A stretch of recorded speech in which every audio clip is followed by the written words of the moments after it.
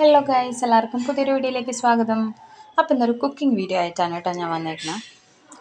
ആർക്കും അറിയാത്ത സാധനമൊന്നുമല്ല, എല്ലാവരും ഉണ്ടാക്കി നോക്കുന്ന, എല്ലാവർക്കും നന്നായിട്ട് ഉണ്ടാക്കാൻ അറിയാവുന്ന, എല്ലാവർക്കും ഇഷ്ടപ്പെടുന്ന ഗീ റൈസ് തന്നെയാണ് കേട്ടോ ഐറ്റം.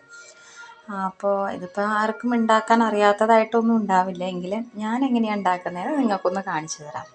അപ്പോൾ അത് ഞാൻ കുറച്ച് സാധനങ്ങളിവിടെ എടുത്ത് വെച്ചിട്ടുണ്ട്. കുറച്ച് മല്ലിയില, അതുപോലെ ചെറിയൊരു പീസ് ഇഞ്ചി, 2-3 അല്ലി വെളുത്തുള്ളി ഇത് ചതച്ച് വെച്ചിട്ടുണ്ട്. പിന്നെ ഞാനൊരു മീഡിയം സൈസിലുള്ള സവോള അരിഞ്ഞ് വെച്ചിട്ടുണ്ട്. അതുപോലെ തന്നെ അരി കഴുകി നന്നായി കുതിർത്ത് വെച്ചിട്ടുണ്ട് കേട്ടോ. അപ്പോൾ അതേ ഞാനിവിടെ കുക്കറിലാണ് കേട്ടോ ഗീ റൈസ് ഉണ്ടാക്കാറ്. അപ്പോൾ അതേ അതിലേക്ക് നെയ്യ് ഒഴിച്ചു. ഞാൻ വേറെ ഓയിൽസ് ഒന്നും യൂസ് ചെയ്യാറില്ല, ഡാൽഡയോ വേറെ ഓരോ ഓയിലോ ഒന്നും യൂസ് ചെയ്യാറില്ല. ആകെ ഈ നെയ്യ് വെച്ചിട്ട് തന്നെയാണ് കേട്ടോ ഉണ്ടാക്കാറ്. അങ്ങനെ അതേ നെയ്യൊക്കെ ചൂടായി വന്നപ്പോൾ അതിലേക്ക് പട്ട, ഗ്രാമ്പു, ഏലക്ക, അതുപോലെ കുറച്ച് പെരിഞ്ജീരകം, ചെറിയൊരു തക്കോലത്തിൻ്റെ പീസ്, ഇതെല്ലാം കൂടി ഇട്ടിട്ട് നന്നായിട്ട് പൊട്ടി വരുന്ന സമയത്ത് നമുക്കതിലേക്ക് അരിഞ്ഞു വെച്ചിട്ടുള്ള സവോള ഉണ്ടല്ലോ, സവോള ഇട്ട് കൊടുക്കാം. ആ സവോളയും കൂടി ഇട്ടിട്ട് നന്നായിട്ട് വഴറ്റണം കേട്ടോ. നന്നായിട്ട് വഴറ്റിയതിന് ശേഷം പിന്നെ നമുക്കതിലേക്ക് ചതച്ച് വെച്ചിട്ടുള്ള ഇഞ്ചിയും വെളുത്തുള്ളി ഇട്ട് കൊടുക്കാം കേട്ടോ. അപ്പോൾ ഈ ഇഞ്ചി വെളുത്തുള്ളി എല്ലാവരും ഗീ റൈസിൽ ഇടുമെന്നുള്ളത് എനിക്കറിയില്ല, പക്ഷെ ഞാൻ ആദ്യം ഒന്നും ഇട്ടായിരുന്നില്ല കേട്ടോ. ഇപ്പോഴാണ് ഞാനതങ്ങനെ ഇടുന്നത്. ഇനി ഇട്ട് നോക്കാത്തവരുണ്ടെങ്കിൽ ഒന്ന് ട്രൈ ചെയ്ത് നോക്കൂ കേട്ടോ. ഒരു നല്ല ഫ്ലേവറാണ് കേട്ടോ. ചെറിയൊരു പീസ് ഇഞ്ചിയും 2-3 അല്ലി വെളുത്തുള്ളി മാത്രം മതി.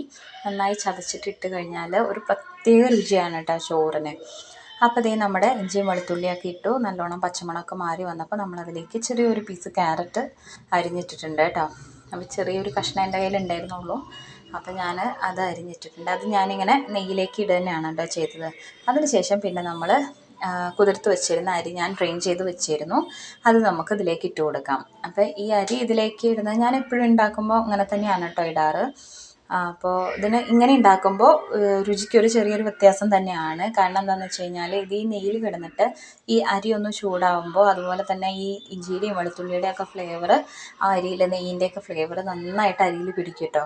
അപ്പോൾ നമുക്കൊരു പ്രത്യേക രുചിയാണ്. പിന്നെ നല്ല സോഫ്റ്റ് ആവുകയും ചെയ്യും അരി വെന്ത് വരുമ്പോൾ. അങ്ങനെ ഒരുപാട് നല്ലോണം ഇട്ടൊന്നും വറക്കൊന്നും വേണ്ട, ജസ്റ്റ് ഒന്ന് ചൂടായി വന്നാൽ മതി. അപ്പോൾ അതേ നമ്മുടെ അരിയൊക്കെ റെഡി ആയിട്ട് വന്നിട്ടുണ്ട്. അപ്പോഴേക്കും ഞാനവിടെ അപ്പുറത്ത് വെള്ളം തിളപ്പിക്കാൻ വെച്ചിട്ടുണ്ട് കേട്ടോ. 1 ഗ്ലാസ് അരിക്ക് 1.5 ഗ്ലാസ് അളവിൽ വെള്ളം വെച്ചിട്ട് ഞാൻ ഓൾറെഡി അവിടെ തിളപ്പിക്കാൻ വെച്ചിരുന്നു. തിളപ്പിച്ച വെള്ളം ഒഴിക്കുകയാണ് കേട്ടോ ഏറ്റവും നല്ലത്. അങ്ങനെ നമ്മൾ ആ വെള്ളം ഒഴിച്ചു. 1/2 ഗ്ലാസ് വെള്ളം കൂടെ ഞാൻ കൂടുതൽ ഒഴിച്ചിട്ടുണ്ട് കേട്ടോ. അങ്ങനെ അതിലേക്ക് പാകത്തിന് ഉപ്പിട്ടു. ഉപ്പിടുമ്പോൾ നമ്മൾ ഒത്തിരി വെള്ളത്തിൽ മുന്നിട്ട് നിൽക്കുന്ന രീതിയിൽ ഇടുകയാണെന്നുണ്ടെങ്കിൽ നമ്മുടെ ചോറിൽ കറക്റ്റ് ഉപ്പായിട്ട് വരും. ഇതൊന്നും ആർക്കും അറിയാത്തതാവില്ല കേട്ടോ. ഞാനിങ്ങനെ പറഞ്ഞതിൻ്റെ കൂട്ടത്തിൽ ഇങ്ങനെ പറഞ്ഞു എന്നേ ഉള്ളൂ. അതിൻ്റെ കൂട്ടത്തിൽ നമ്മൾ അരിഞ്ഞ് വെച്ച കുറച്ച് മല്ലിയില ഉണ്ടല്ലോ, അതും കൂടെ ഞാനൊരു ഫ്ലേവറിന് വേണ്ടിയിട്ട് അതിലിട്ട് കൊടുത്തു കേട്ടോ. അങ്ങനെ ഞാൻ കുക്കർ അടച്ചു വെച്ചു. കുക്കർ അടച്ചു എന്ന് പറഞ്ഞു കഴിഞ്ഞാൽ നമ്മൾ വിസിൽ വരുത്തുമൊന്നും വേണ്ട കുക്കറിന്.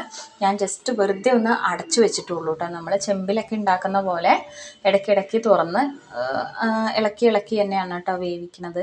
അപ്പോൾ കുക്കറാകുമ്പോൾ എന്താ കൂടാന്ന് വെച്ച് കഴിഞ്ഞാൽ കുക്കറിൻ്റെ ആവിയൊന്നും പുറത്തു പോവില്ലല്ലോ, അപ്പോൾ പെട്ടെന്ന് തന്നെ നമുക്ക് ആയി കിട്ടും. അപ്പോൾ കുറച്ച് നേരം കൂടുമ്പോൾ ഒന്ന് തുറന്നൊന്ന് ഇളക്കി കൊടുക്കണം, അടിയൊന്ന് ഇളക്കി കൊടുക്കണം, അത്രയേ ഉള്ളൂ.